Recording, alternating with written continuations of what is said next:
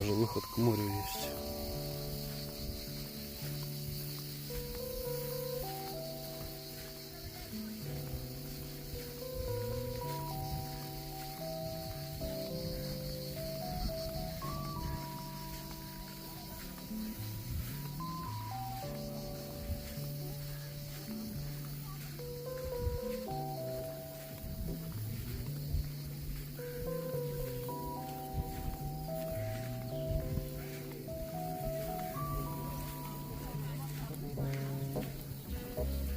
Народу очень мало здесь.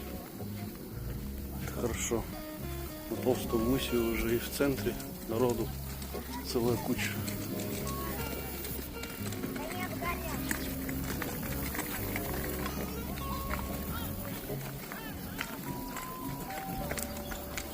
Отличная чистая водичка.